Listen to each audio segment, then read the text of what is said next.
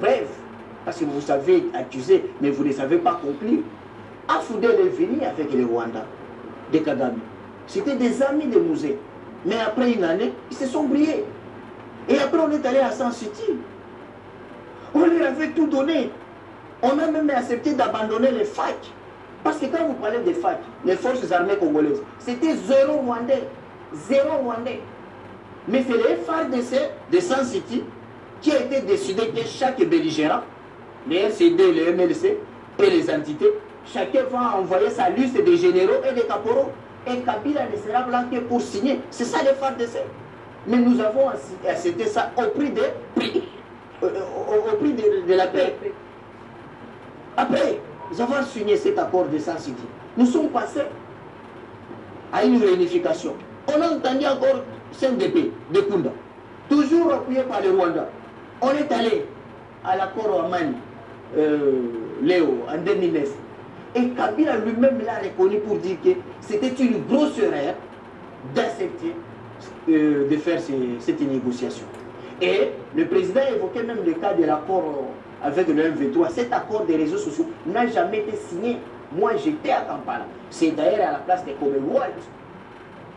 Le M23 a été défait sur le plan militaire. Et l'accord là de Kampala, avec le M23, c'était les manœuvres dilatoires de Kabila pour préparer à ce que le régiment commando de Mamadou Ndal termine la formation et être déployé au front. Donc ça, je clôture cette thématique. Mais par rapport à la violation de la Constitution, je crois que le président lui-même l'a accepté, il est passé aux aveux. Lorsqu'il dit le salut du peuple, c'est la loi suprême. C'est un principe évoqué, c'était à l'époque de l'Antiquité, même pas au Moyen-Âge. Parce qu'aujourd'hui, notre Constitution, à son article 1er, est clair. Il donne l'identité du Congo que c'est un État de droit. Or, nous connaissons qu'il y a 3 sortes d'États. On est un État de droit, État de police, État voyou. État voyou, un État qui ratifie les instruments internationaux, surtout en matière des droits de l'homme, il prend les engagements et il ne les respecte pas. État de police, une société qui a des normes qui sont rigides, qui prennent des normes qui s'imposent à la population faible, pas aux dirigeants. Et État de droit, c'est une société où tout le monde est assujetti aux règles des droits. Et nous sommes cette société-là d'État de droit. C'est-à-dire, depuis le président de la République jusqu'au lycée, nous tous, nous sommes organisés, nous fonctionnons conformément aux règles des droits. Or, l'Ibeko Likonzi, c'est la Constitution. Et la Constitution est claire. Je crois que mon confrère ne va pas me contredire. L'article 97 de la Constitution consacre quoi? L'incompatibilité. Ce n'est pas l'article 112 que le président a évoqué. C'est l'article 97 de la Constitution qui consacre l'incompatibilité entre l'exercice de la fonction des membres du gouvernement et tout mandat électif. Dans ce gouvernement, dit démissionnaire aujourd'hui, il y a un ministre d'État, ministre des Commerces extérieurs, M. Jean-Lycée Boussa. En 2018, il était le ministre d'État et le ministre des Commerces extérieurs, élu à Guémena. Il a démissionné. Mais pour cette législature, on lui dit non, les choses changent. Non. D'abord, lorsqu'on est en matière du droit constitutionnel, qui fait partie d'une branche du droit public et interne, mon confrère il est publiciste. Il sait très bien que le principe, c'est l'incompétence. Et la compétence devient une exception. C'est pourquoi on dit la compétence est d'attribution. C'est que toutes les prérogatives du président de la République doivent être tirées dans la Constitution. Et par rapport à cette Monsieur Oscar, on reviendra vers vous. On accorde d'abord la parole à Monsieur Oscar. Prenez votre main en patience. Merci madame. Vous allez excuser ma voix. Donc, vous donnez l'article. Quant à l'aspect de la thématique liée à la guerre de l'Est, nous avons abordé ça et le temps nous fuit pour revenir totalement sur ça. Mais une observation. Nous venons de suivre le professeur qui a fait la guerre. Mais il vous brosse l'histoire. Mais dans cette histoire-là, puisqu'aujourd'hui, je voudrais engager la responsabilité de M. Tshisekedi. Est-ce que dans tout ce qu'il a dit, et dans le passé, dans son histoire, est-ce que M. Tshisekedi était là? La réponse est non. Donc aujourd'hui, vous ne faites pas un jugement à M. Tshisekedi qui est en train de chercher à trouver la solution, là où les anciens du pouvoir qui l'attaquent aujourd'hui nous ont terminé la guerre et le professeur qui parle est venu avec l'AFDEL. C'est pour ça que j'ai proposé que la journée du 17 mai soit bannie dans notre calendrier parce que l'AFDEL nous a amené le malheur d'aujourd'hui. Sortons de cette thématique pour les temps qui est trop bref, parce que ça peut faire sujet de tout un débat et de toute une émission. Par rapport à la Constitution, j'ai entendu, et je viens d'entendre les professeurs, M. Tshisekedi a violé la Constitution. Mais quand on dit qu'on a violé la Constitution, il faut indiquer quelle disposition constitutionnelle a été violée. Ils sont incapables de vous donner... Bon, ils soufflent en disant... L'article... Non, non, je vais répondre. Vous avez la parole. Ils disent que l'article 97. Alors, on prend connaissance de l'article 97. Consacre quoi? L'article 97 consacre le principe des non-cumuls de mandats et de fonctions. Lequel article est repris également à l'article 110, contrairement à ce que le professeur dit que le président aurait dû s'appuyer sur l'article 97 et non pas 110. Non, l'article 97 parle des membres du gouvernement. Mais le président, je comprends que le professeur ne l'a pas bien suivi. L'article 110 parle de membres de l'Assemblée nationale.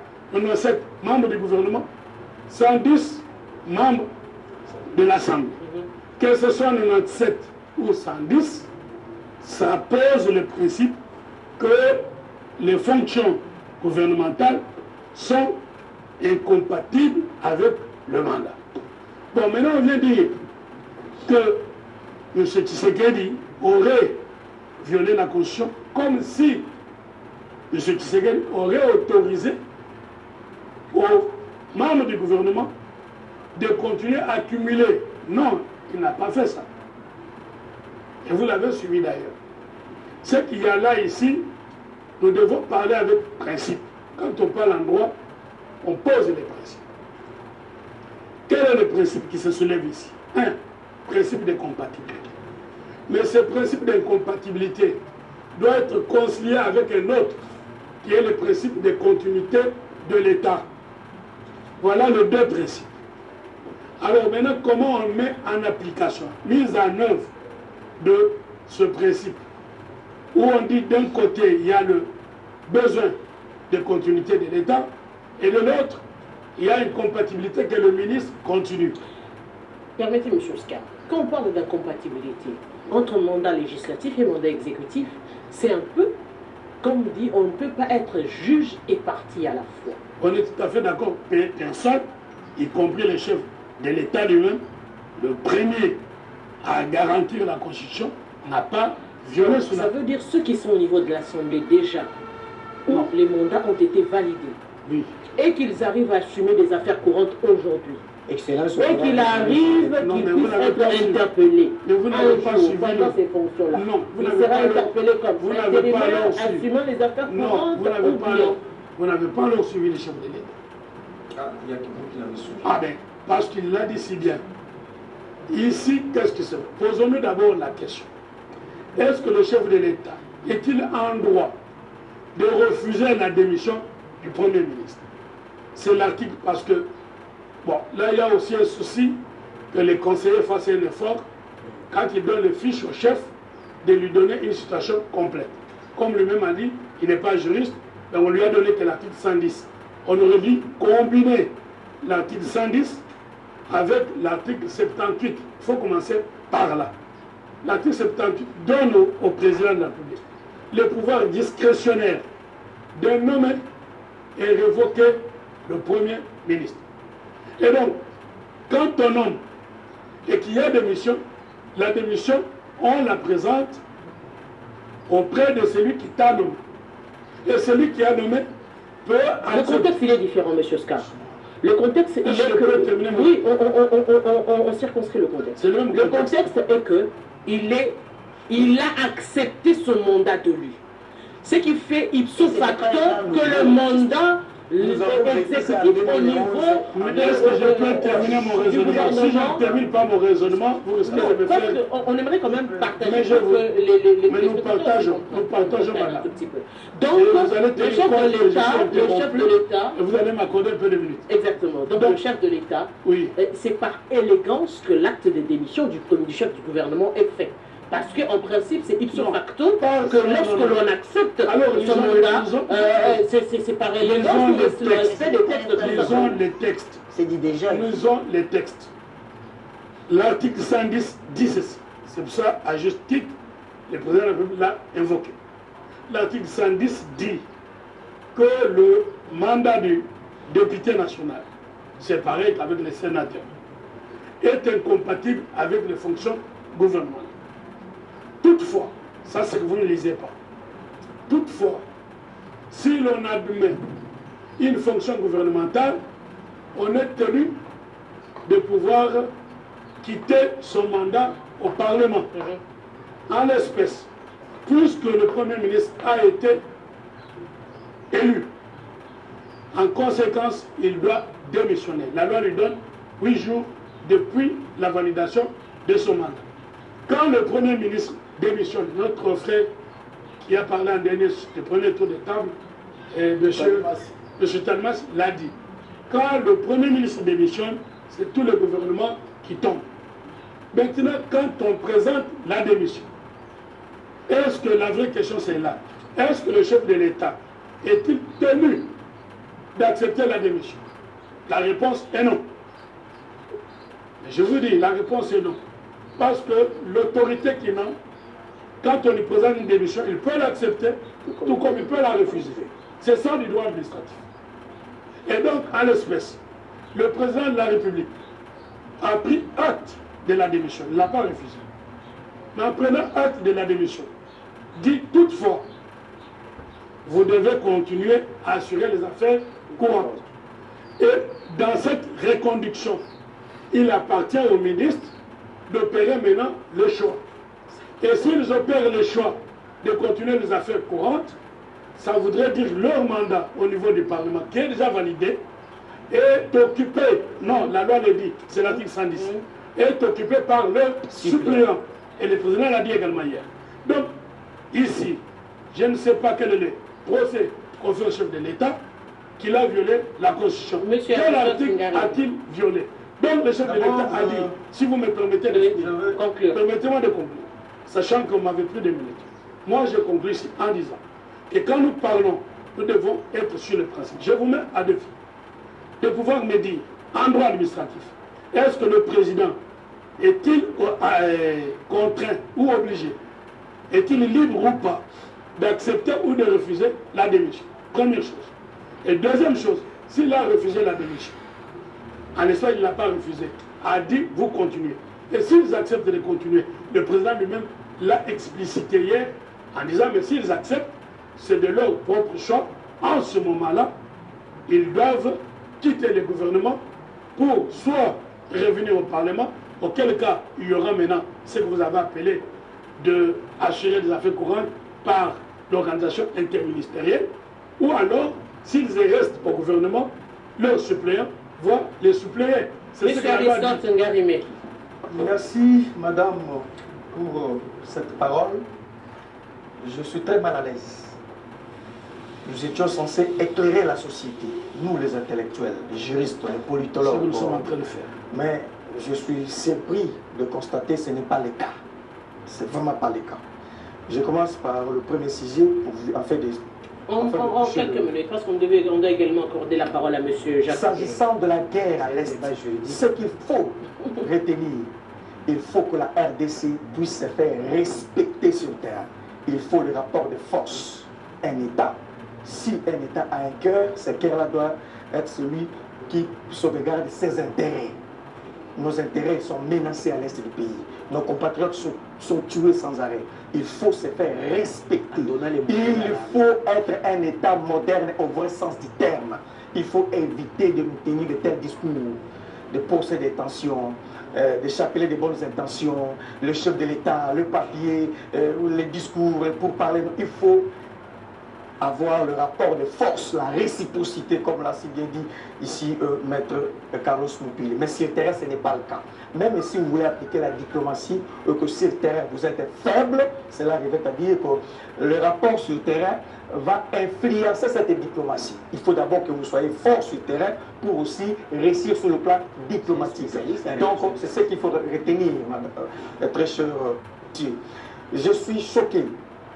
Je répète encore, nous sommes censés éclairer le citoyen. Imiter même Israël, c'est aussi un État. Là, on dit, c'est là où Jésus-Christ est né. Hein, Israël. Imiter même Israël, quand Israël a été attaqué.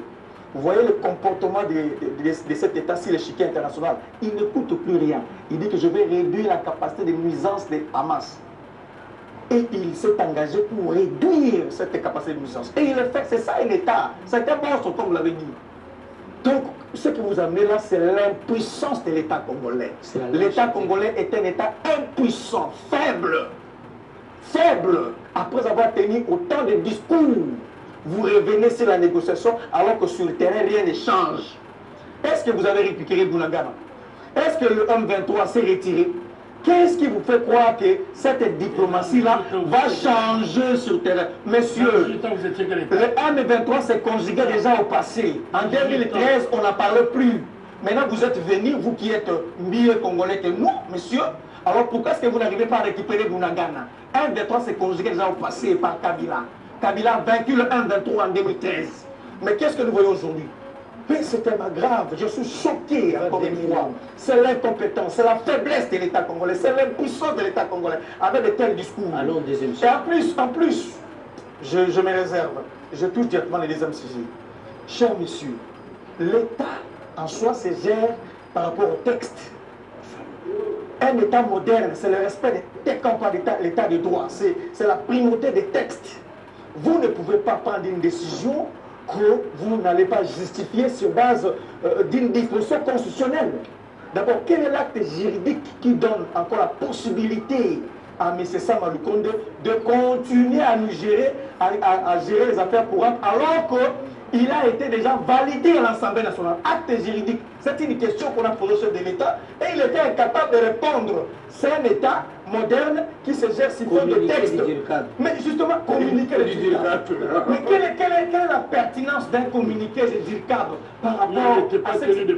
Non, mais c'est base de quelle disposition Sama Lukonde est encore là? Je vous en dis, non, monsieur, vous êtes juriste, il faut aider les chefs de l'État. Le droit constitutionnel. Vous prenez une jeunesse qui n'a pas sa raison d'être. J'ai la parole, je pense. J'ai la parole.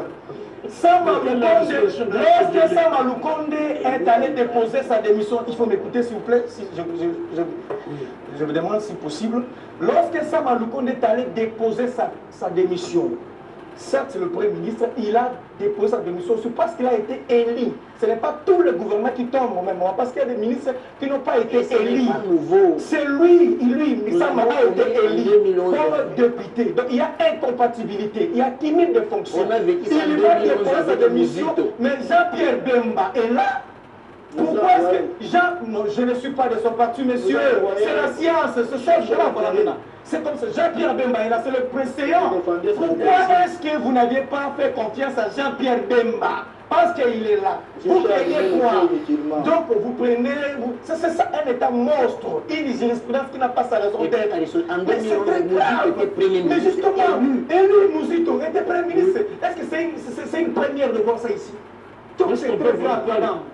37 ans de l'opposition de M. Félix Tshisekedi se solde par de tels actes, par de telles décisions. C'est très grave. Du moment où il a été validé à l'Assemblée nationale, il fallait qu'il lui reste. Il faut obligatoirement négocier. Et pourquoi RDC n'accepte pas cette position-là? C'est simple. Parce que la RDC a compris que le M23 est utilisé. Ce sont des milices qui se trouvent sur la terre des Congolais, qui disent qu'ils sont des Congolais, mais en réalité, ils ne le sont pas. Il y a une force, il y a un groupe, il y a les États qui s'alignent derrière le M23 pour faire la guerre à RDC sur des raisons multiples. Et à cette logique-là, la RDC ne peut pas directement aller négocier avec le M23. Parce que le vrai adversaire est caché. Il faut chercher cet adversaire-là. Pour demander à cet adversaire-là, que voulez-vous pour la République démocratique du Congo? Alors qu'on dit que ce n'est pas les M23. On va plus loin, on dit que non, le Rwanda est instrumentalisé. On parle de multinationales. On ne sait pas aujourd'hui, après autant d'années, pointer du doigt qui exactement. Exactement, madame. Il y a des preuves qui démontrent que c'est le Rwanda. Parlons de multinationaux, c'est très vague. Mais l'allié principal, l'allié principal qui est caché derrière le M23 auquel la République démocratique du Congo va chercher à tout prix à parler et à mettre fin à cette situation qui a pris suffisamment de temps sur le Rwanda. D'où le Rwanda s'arrange derrière les intérêts et il est en train de pousser le M23 devant. Et avec M23, vous n'allez pas en sortir, puisque la situation ne date pas d'aujourd'hui. Ça a commencé avec FCD. Et après FCD, il y a une naissance de CNDP. Et c'est ainsi de suite. Et tous ces mondes, quand vous négociez avec ces milices-là, demain, dans le Bachar, ces gens-là se versent dans l'armée de la République démocratique du Congo pour affaiblir l'armée. Et après, ça s'efface. Et le Rwanda essaie encore de multiplier d'autres stratégies pour faire naître d'autres milices. Alors, il faut chercher le Rwanda à négocier avec le Rwanda. Si on doit aller dans le Donc, je pense que le président, s'il vous plaît, je pense que le président de la République, en évoquant que le vrai adversaire, ce n'est pas le M23, c'est le Rwanda, il faut qu'on puisse s'entretenir avec le Rwanda. De ne pas prendre seulement l'aspect guerre, puisque la guerre, ce n'est pas facile. La guerre, tout le monde comprend que ce n'est pas facile. Pour faire la guerre, il faut réunir au préalable toutes les normes qu'il faut pour pouvoir l'affronter. Il y a les gens qui crient à la population, même mes frères amis ici, si réellement ils sont patriotes, ils ne doivent pas évoquer l'aspect guerre en premier lieu. Ils ne peuvent pas évoquer ça. Ils doivent savoir que pour que nous puissions arriver à cet aspect-là, voilà les préalables. Voilà ce que la République devrait d'abord arranger pour que nous puissions aller en guerre. Alors cet aspect-là, si le président de la République évoque, les gens ne sont pas d'accord. Est-ce que vous avez suffisamment remis tout ce qui est prévu pour faire la guerre? Je pense que la meilleure chose et la meilleure procédure, c'est aller négocier. Mais négocier avec qui? Nous parlons du Rwanda. Négocier avec le Rwanda, M. Kalimassi, ce n'est même pas la population qui l'a demandé, c'est le chef de l'État qui l'avait dit en premier. Réunir le Parlement et le Sénat en congrès. On se dit finalement, lorsque ça l'arrange, on respecte les textes.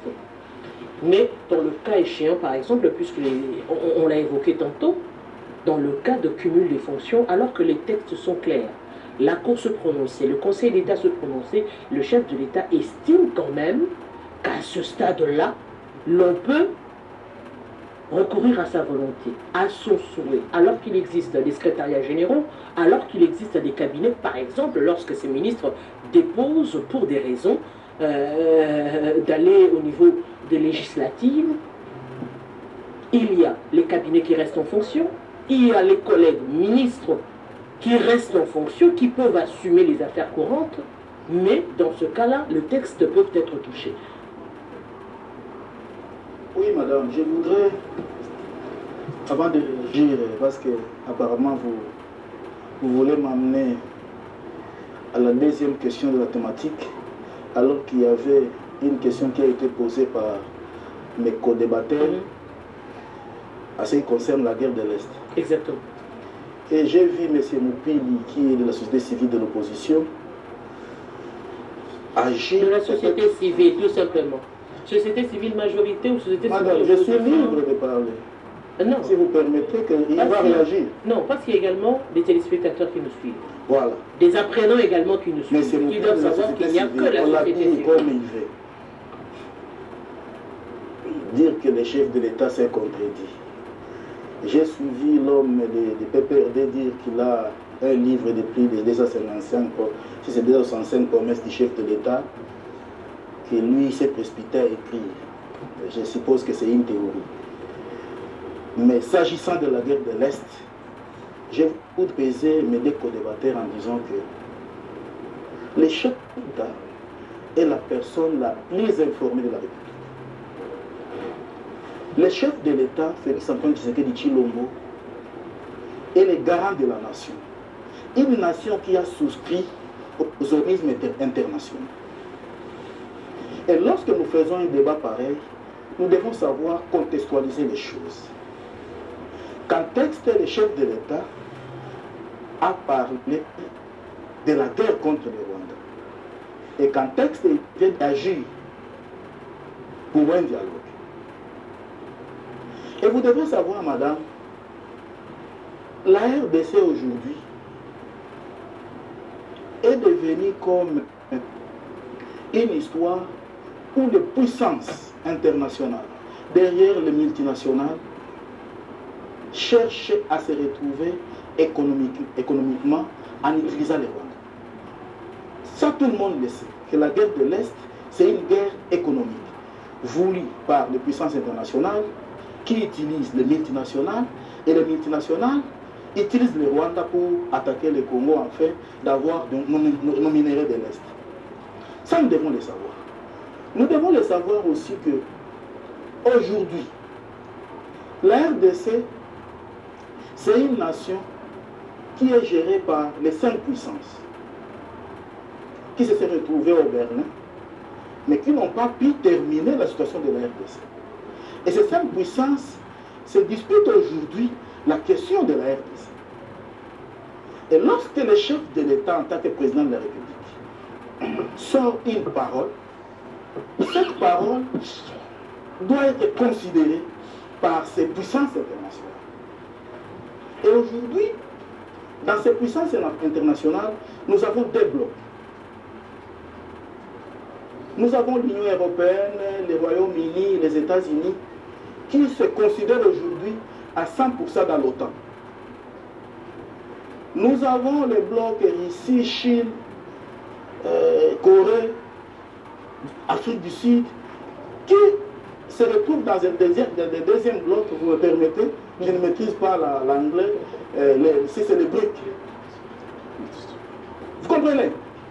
Alors, ce sont les 2 puissances que les 2 pays aujourd'hui se retrouvent, quand bien même que le chef ne peut pas se prononcer. Il est en train de gérer la chose parce qu'il est président de la République.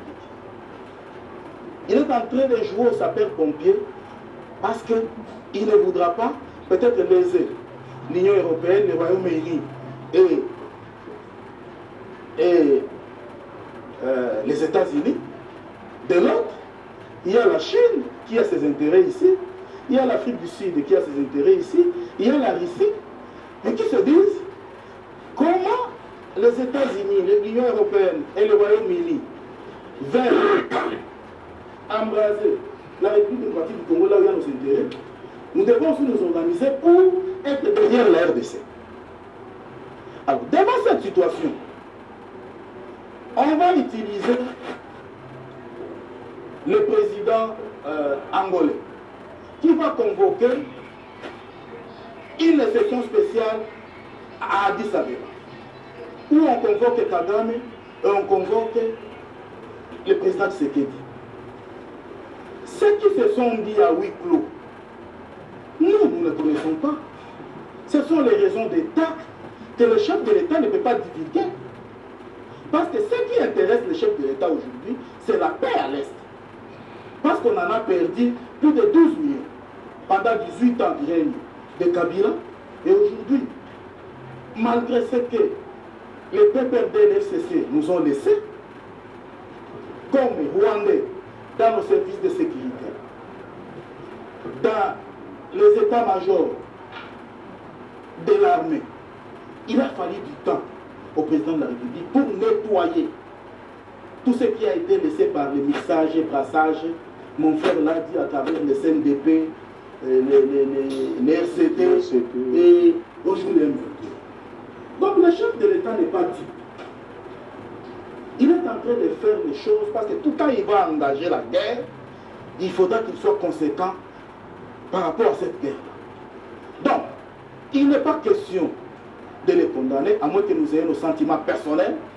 Mais pour ceux qui aiment la République démocratique du Congo, moi je crois qu'il doit suivre ce que le chef de l'État a dit. D'ailleurs, lui-même l'a dit hier dans son point de presse, que tous les éléments pour convoquer la guerre ne sont pas encore prêts.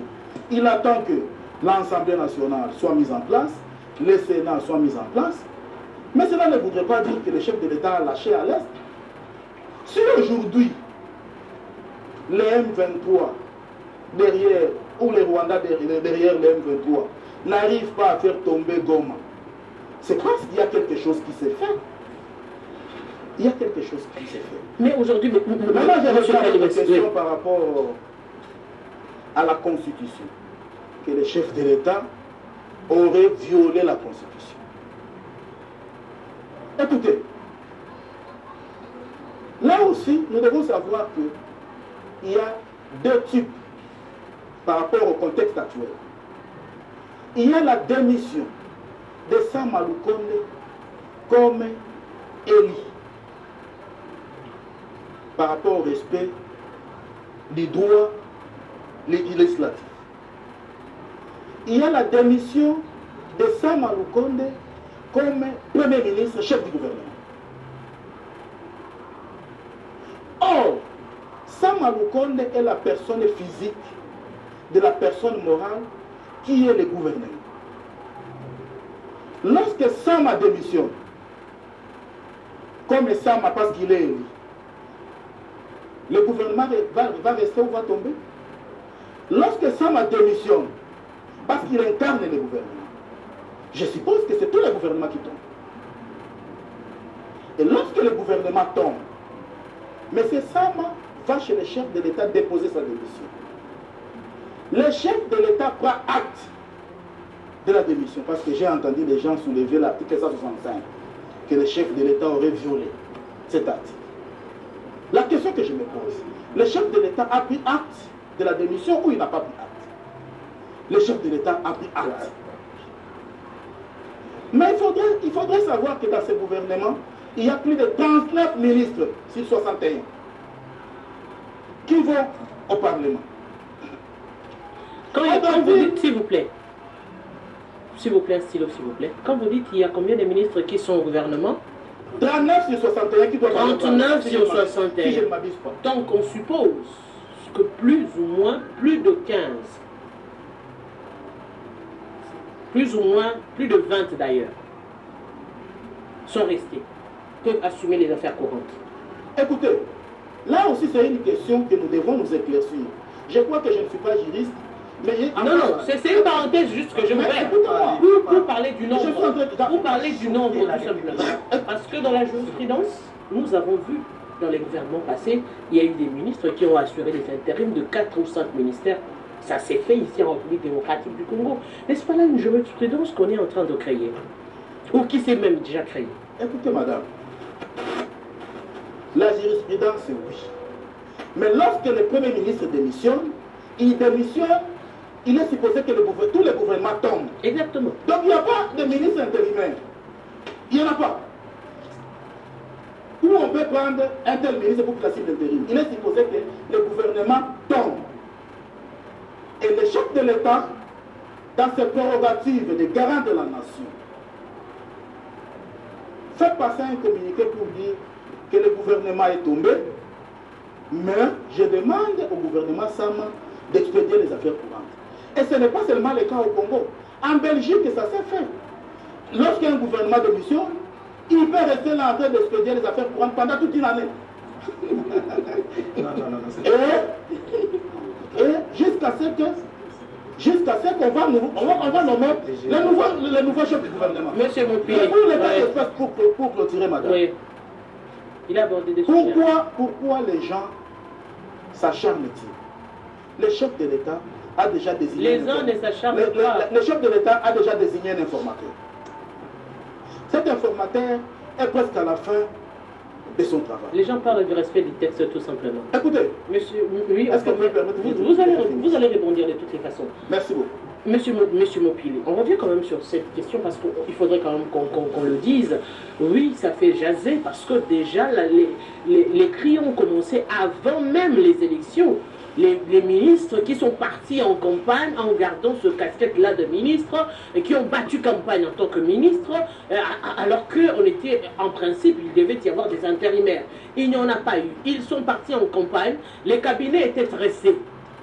Les cabinets étaient stressés, ils étaient en campagne. Là, c'était un mois pratiquement, jusqu'avec les élections. Il n'y a pas eu de cabinets qui étaient tombés alors que c'est pratiquement la même situation. C'est dans la même situation que nous avons battu campagne. C'est dans la même situation que nous avons des députés élus aujourd'hui. Mais pour seulement assurer le un mois, l'on évoque la situation de guerre.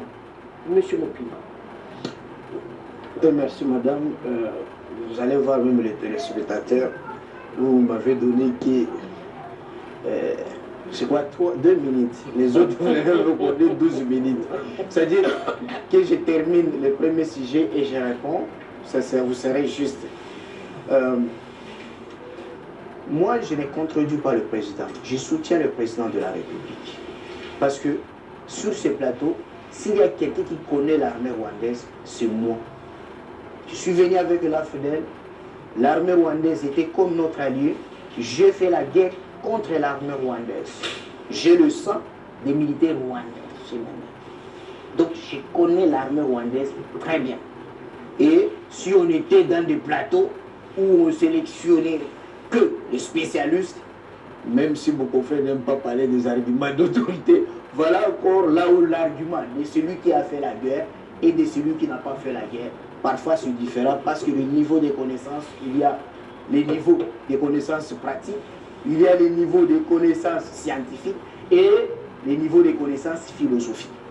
J'ai dit ceci. Pour le président de la République, il doit aller loin au lieu d'africaniser les conflits armés répétés à l'Est. C'est-à-dire, il doit citer le vrai metteur en scène. Et vous les avez cités. Mais vous vous êtes contredit avec votre collègue. Lui qui dit nous devons négocier avec le Rwanda, pas avec le M23, parce que le M23 n'est que coquille vide, tel que le président l'a dit. Mais si on voit dans votre logique, et même la logique des manifestants, qui ont compris que ceux qui nous font la guerre, c'est depuis nous et Laurent Désiré Kabila, depuis la guerre du RCD, on savait que ce sont les multinationales qui sous-traitent le Rwanda et l'Ouganda. Et alors on doit négocier avec qui? C'est avec celui qui a la décision. Est-ce que quand les Zaïre servaient de base arrière à Savimbi, on pouvait négocier avec Mobutu et trouver la paix en Angola? Non. C'est lorsque Dos Santos, le président angolais, a négocié avec l'Occident qu'on lui a donné la tête de Savimbi en sacrifiant Moussé Laurent Désiré Kabila. Alors, deuxième chose, lorsqu'on est attaqué, l'État a le droit de réagir. C'est ce qu'on appelle la légitime défense étatique. C'est comme vous, individu. Lorsque vous êtes attaqué, agressé, on ne vous impose pas d'appeler la police. Parce que la légitime défense n'est pas la vengeance, mais la police de soi-même. D'où, lorsque le Congo est attaqué, on nous a largué 2 bombes. On doit réagir. Et si vous voulez l'histoire, il y a eu la guerre à Brazzaville. entre Sassou et Lissouba. On nous avait largué des bombes à l'époque de Mouzé. Qu'avait fait Mouzé? Il a fait monter l'artillerie et on a aussi envoyé nos bombes à Brazzaville. Et désormais, Brazzaville n'a pu envoyer des bombes au Congo. C'est déjà vécu au Congo. Donc, deuxième chose, vous parlez des conditions, les conditions ne sont pas réunies. Non, il ne faut pas passer sur les plateaux. Et on ne peut pas faire confiance à, par exemple, à Pierre Bemba ou à d'autres ministres. Il y a même les secrétaires généraux qui peuvent en effet travailler. Vous avez évoqué le cas de la France ici. De la Belgique. C'était le secrétaire général pendant une année. Et d'ailleurs, d'après le rapport, l'État a beaucoup plus maximisé pendant cette période les secrétaires généraux en Belgique. Mais pourquoi on n'a pas fait ici? C'est l'incompétence, c'est la dictature, c'est les 37 ans de l'opposition, du gâchis. On a désarticulé la République. Mais c'est fait ce qu'il dit, en fait, c'est un vrai dictateur. Vous savez comment est-ce qu'on définit la dictature, la science politique chez nous?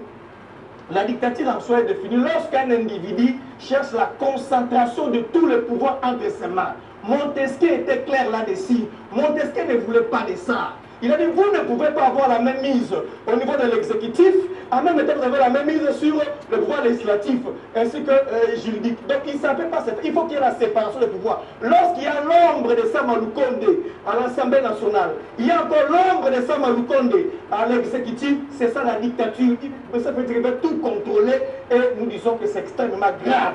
Mais si c'est à cause de ça que vous avez dit que Kabila il devait partir pour laisser des gens qui n'arrivent même pas à respecter les textes élémentaires, les principes élémentaires, c'est très grave, monsieur. C'est ça qu'il faut retenir. Et nous sommes déçus par rapport à ce comportement. Vous avez créé un monstre.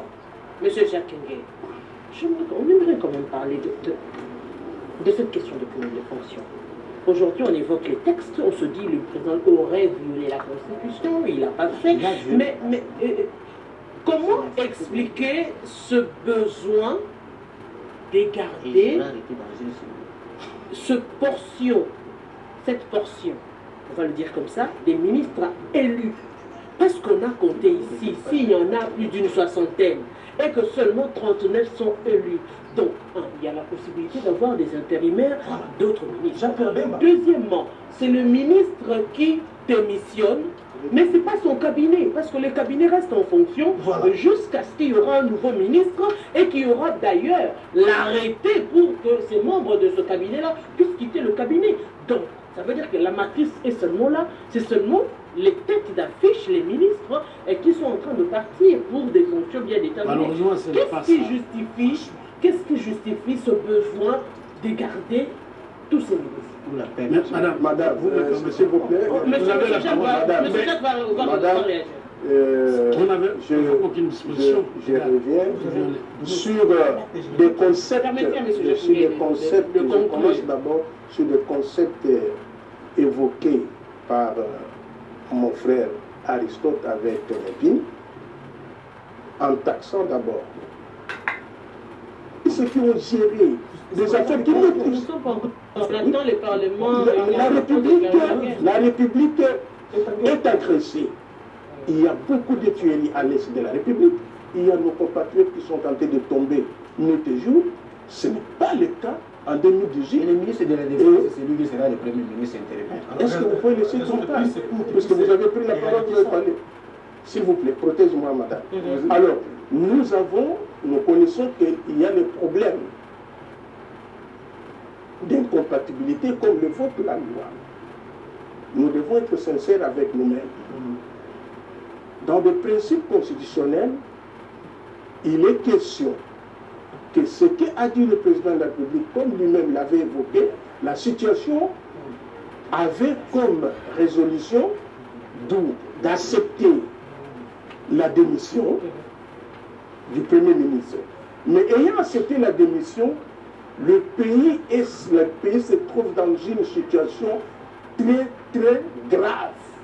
Et avec cette situation-là, il serait mieux que les gens, il serait mieux que ceux qui ont maîtrisé le dossier puissent continuer. Moi, je ne vois pas le mal quand le chef de l'État évoquait ces ministres qui auraient des maîtrises sur la situation de la République démocratique du Congo à cette époque, puissent continuer afin qu'on puisse aboutir à une résolution normale pour que la paix revienne. Au nom de la paix, on peut négocier à n'importe qui pour que la paix revienne. D'ailleurs, Mobutu le disait même, avec le diable, il peut se négocier au nom de la paix. Et je pense que Félix Tshisekedi n'a pas mal fait pour pouvoir aller dans cette logique-là. Je rappelle que M. Jacques Ngué est de AREP, il est assistant management, assistant à l'université du CEPROMAD et Croix-Rouge dans la filiale management. Et nous avons M. Moupili, membre de la société civile, professeur de surcroît, M. Aristote Ngarimé, expert en questions en relations internationales,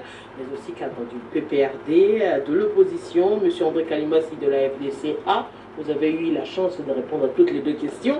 Alors, M. Oscar Moubiaï, qui est avocat au barreau de Lille en France. Bon, merci également à vous. Merci. Nous pouvons quand même arriver à conclure. Il n'y a pas de conclusion malheureusement. Nous avons vraiment débordé. On peut revenir prochainement. Le question de la guerre, ça on va revenir justement avec vous. Grand merci. Grand merci à vous. Et grand merci également. Et aimables téléspectateurs, ça fait débat. On se retrouve très prochainement avec le même plaisir.